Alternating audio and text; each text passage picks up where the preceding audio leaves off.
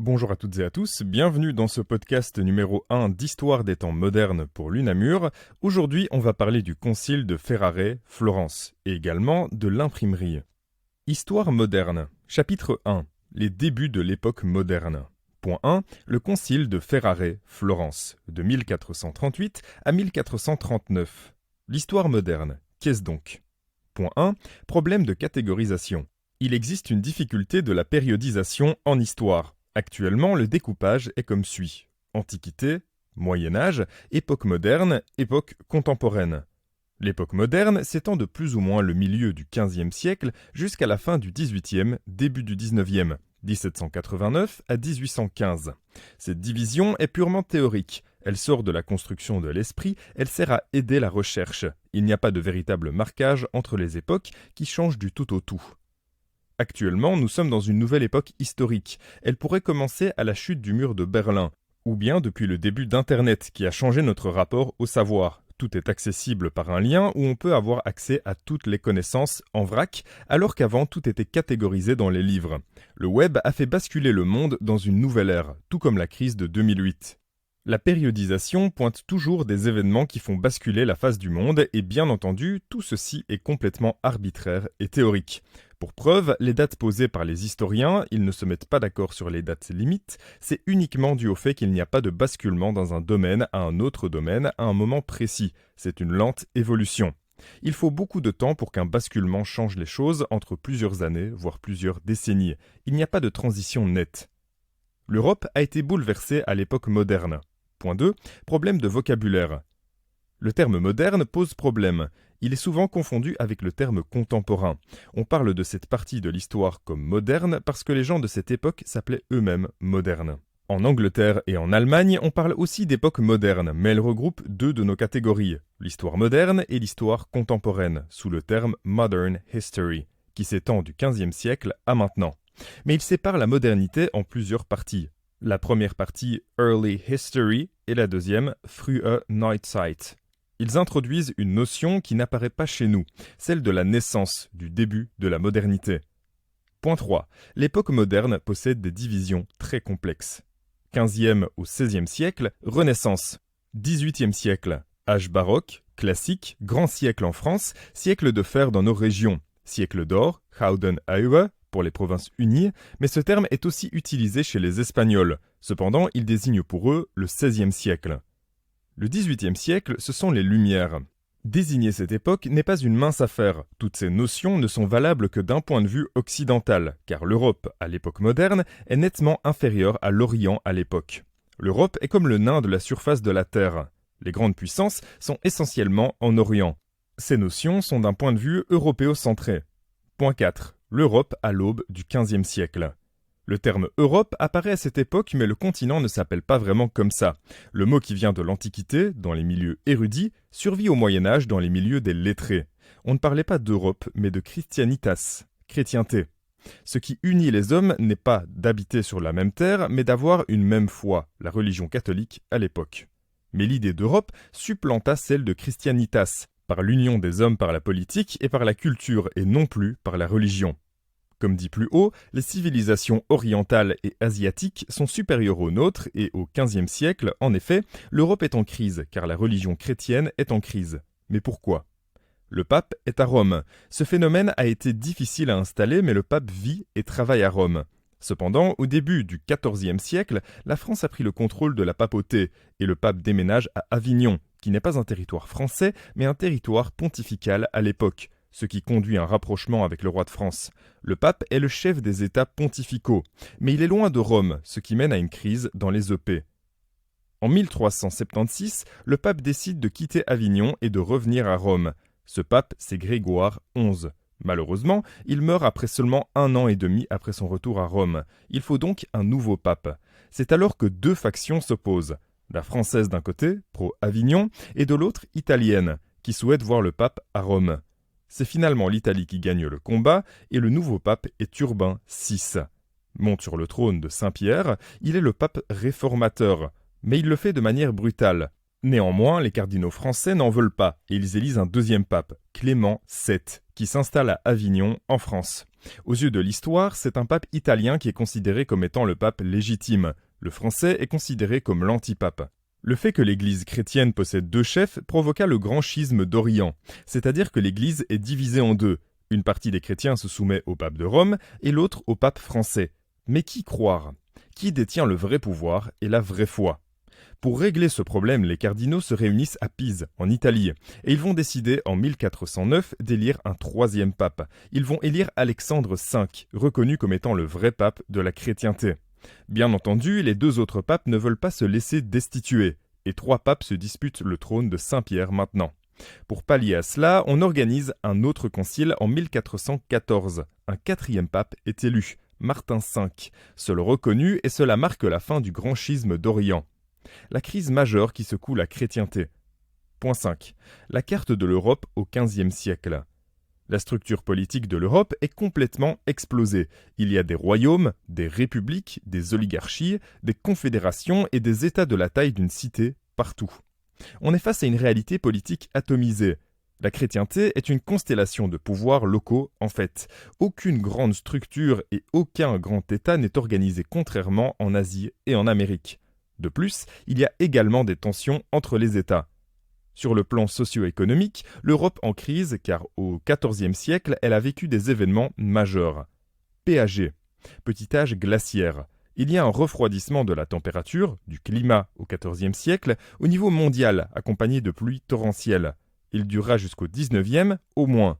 Les changements climatiques majeurs provoquent une compromission des récoltes et donc un appauvrissement des paysans. Mais une augmentation des prix et provoque finalement des crises de disette, voire des grandes famines, et qui donne naissance à une crise démographique énorme. La chute démographique emmène la crise. La peste noire. Venue d'Asie par les rats, plus ou moins moitié de la population en Europe morte à cause de la peste noire, déferle à partir de 1347 sur l'Europe. Beaucoup de morts dans des laps de temps très brefs. Écroulement de l'économie. Les guerres. La guerre de 100 ans. Fin de la moitié du XVe siècle, le XIVe siècle est un siècle de crise. Alors que tout allait mal, l'Europe a bien résisté et l'Europe du XVe siècle sera très brillante. Point A. L'événement. C'est un concile œcuménique. Il veut un rassemblement des églises grecques et romaines, suite au schisme du XIe siècle. Les deux églises décident d'un concile commun. Mais pourquoi ? Parce que les membres des églises grecques ont peur de la menace ottomane sur les îles grecques. Les Ottomans viennent d'Asie et se sont installés en Anatolie. L'Empire turc croît au détriment de l'Empire byzantin depuis le XIIIe siècle. Les princes byzantins sont faibles et leur armée aussi, d'où l'affaiblissement de l'Empire. Donc, au début du XVe siècle, les Ottomans ont réussi à dominer l'Anatolie et sont en train de progresser dans la péninsule des Balkans. À la chute de Constantinople, l'Empire est au plus mal. C'est pour cela qu'on appelle à un rassemblement entre les chrétiens pour éviter d'être avalés par les Ottomans, mais aussi parce que si les Ottomans prennent le bassin méditerranéen, ils deviendront trop gros concurrents aux pays occidentaux. C'est pour cela que de nombreux érudits byzantins préviennent du risque des Turcs non seulement pour la survie de Byzance, mais aussi pour celle de l'Europe. Si les musulmans entraient en Europe, toute l'économie serait mangée par ceux-ci. Le pape Eugène IV doit rencontrer l'empereur Jean VIII, paléologue, pour former une alliance entre chrétiens. Jean VIII arrive avec une flotte d'érudits à Venise et s'installe à Ferrare, ce qui marque le début des discussions entre les Occidentaux et les Orientaux. En raison d'un début de la peste, on décide de diriger les pourparlers à Florence, d'où le nom du concile. En 1439, un décret d'union qui marque la fin du schisme d'Occident et la réunification des églises grecques et romaines est prêt. Les érudits orientaux retournent à Byzance pour faire approuver le décret, mais les efforts du concile sont vains. Il n'y aura pas d'union. Néanmoins, les conséquences de ce concile sont essentielles. L'arrivée des érudits de Byzance change énormément les choses. Ils amènent avec eux des manuscrits en grec, ce qui est révolutionnaire, car plus personne ne parle le grec en Occident. C'est alors que l'on redécouvre Homère, Sophocle, Platon, etc. En effet, on ne connaissait pas les grands auteurs uniquement parce que les Romains en ont parlé. Le peu de textes grecs que l'on connaissait étaient uniquement ceux qui étaient traduits en arabe, afflux massif de textes oubliés. Avec les hellénophones de retour en Occident, l'enseignement du grec devient à la mode et de nombreux savants deviennent professeurs en Occident en quittant la Grèce. Développement d'une nouvelle culture grâce à l'afflux de toutes nouvelles choses. On recherche les auteurs antiques disparus et c'est le début de la diffusion de masse. Grâce à la redécouverte de ces textes, cela permet d'ouvrir de nouvelles portes et de revenir à l'Antiquité. On considère que depuis la fin de l'Antiquité, l'Europe est en dégénérescence. Cette envie de revenir à l'Antiquité et ainsi marquer la fin du Moyen Âge est une des causes du début de la périodisation de l'histoire. Les hommes du XVe siècle se définissent comme étant des modernes, des hommes capables de faire renaître l'Antiquité. Ils sont ceux qui sont capables de dépasser l'ignorance du Moyen Âge. Ils sont des modèles à imiter, comme les leurs de l'Antiquité. Cette nouvelle culture possède plusieurs versants. Le versant savant érudit, l'humanisme renaissance de l'Antiquité, et le versant artistique, la Renaissance. Quelles sont les principales caractéristiques de cette culture? Un retour aux sources, aux textes de l'Antiquité pour faire comme eux, voire les dépasser. Selon les modernes, à la lecture de ces textes, on pourrait rendre l'homme plus humain. Meilleur, c'est le principe qui est au cœur de l'humanisme. Ceci implique l'importance accordée à la langue, au texte, au sens des mots et à l'authenticité des sources. Construire un monde neuf, en atteignant la perfection de la langue. Cela implique la maîtrise de la langue, car elle permet de maîtriser toutes les autres disciplines, de les mener à leur apogée. L'humanisme met la philologie au cœur des choses, c'est le plus important. Lorenzo Valla est le père de la philologie renaissante. Il fait un gros travail de critique textuelle. Grâce à ses compétences, il va mettre en place la compétence de critique historique, notamment sur la donation de Constantin. Ce texte aurait donné au pape Sylvestre un pouvoir sur les terres d'Italie lors de son départ pour Constantinople. Ce texte important dans la mesure où c'est lui qui assoit le pouvoir pontifical, mais Lorenzo Valla va démontrer que le texte est un faux, qu'il a été écrit au 8e siècle et non pas au 4e comme prétendu. On constate que cette nouvelle culture se marque par un nouvel intérêt pour l'homme en tant qu'individu. Exemple A. Jean Pic de la Mirandole, l'incarnation du génie, auteur du discours sur la dignité de l'homme. L'homme est un grand miracle, sorte de manifeste de l'humanisme. B. Érasme. L'homme ne naît pas homme, il le devient. L'homme est maître de son destin, il se construit tout seul. Ce mode de pensée est très nouveau dans le monde occidental. Auparavant, c'était Dieu et la foi qui déterminaient qui était l'homme. L'humanisme fait que l'homme devient son propre artisan. En effet, l'homme est considéré comme étant au centre de l'univers. Antérieurement, il était marqué par le péché originel, il n'était que de passage sur la terre. Avec l'humanisme, la conception de l'homme change du tout au tout. On considère que l'homme est un petit monde qui reproduit l'univers à sa propre échelle. Il est un microcosme. Il y a une unité entre l'homme et le monde. Il y a une synthèse de l'univers dans l'homme. Réflexion qui n'a plus été formulée depuis longtemps. C'est également à cette époque que le genre du portrait apparaît. On veut rendre compte d'un individu pour ce qu'il est et rien d'autre. Néanmoins, les portraits vont être porteurs des caractéristiques personnelles du sujet et ainsi devenir singuliers. En gros, l'idée de la modernité naît en collaboration avec l'Antiquité et permet de se rendre compte du Moyen Âge, et c'est le début de la périodisation de l'histoire. Les textes et les langues antiques deviennent le moyen d'étudier toutes les autres branches. À cette époque, les lettres et les arts sont très importants. On veut notamment enseigner l'histoire dans les écoles, la lecture des textes antiques, historiques permet de créer une espèce de modèle idéal de culture et permet donc à l'homme d'être meilleur. Les arts libéraux, trivium, grammaire, rhétorique et dialectique, quadrivium, arithmétique, astronomie, géométrie et musique. L'idée de modernité naît après le concile de Ferrare-Florence, grâce au retour à la civilisation parfaite de l'Antiquité. Elle naît également dans le domaine de la culture, les lettres et les arts antiques. La notion de modernité va glisser d'un domaine à un autre. 2. L'imprimerie, vers 1450. Point A. Genèse. L'époque moderne est marquée par la volonté de renouveler l'enseignement. On cherche des moyens de diffuser la culture nouvelle qui s'offre à nous au concile de Ferrare-Florence. Avant l'imprimerie, les sources de connaissances étaient les codex, des livres manuscrits existant depuis longtemps. Ils sont apparus dans les alentours du IVe siècle avant Jésus-Christ, après le déclin de l'utilisation du parchemin. Au XVe siècle, le codex prend un nouvel aspect. Il est plus petit et il est plus maniable, contrairement à avant où ils étaient de taille nettement plus grande. C'est à la Renaissance qu'ils se réduisent de taille pour pouvoir être transportés lors des voyages. En effet, à cette époque, le savoir sort des institutions. On peut lire partout et donc il faut que les œuvres soient transportables. L'écriture se transforme également. Elle passe d'une écriture médiévale, gothique, à une écriture humanistique. Originaire d'Italie, elle se propage en Europe, sauf en Allemagne où l'écriture gothique restera la norme jusqu'au XIXe siècle. Les livres manuscrits coûtent très cher. Ils demandent un grand travail et ne sont lus que par une minorité. Ils circulent très peu. Un beau jour, des ateliers copistes ont tenté de trouver de nouvelles formes de diffusion beaucoup plus rapides et c'est là qu'est née l'imprimerie typographique. invention majeure du XVe siècle. Elle provient de deux inventions techniques. Le papier, inventé en Chine au IIe siècle avant Jésus-Christ, mais il ne se repent en Europe qu'au XIIIe siècle en Italie. Les Chinois utilisaient des vieux chiffons de lin pour former du papier. Cette méthode était bien moins chère que la méthode du parchemin qui est un produit à partir de peau de bête travaillée.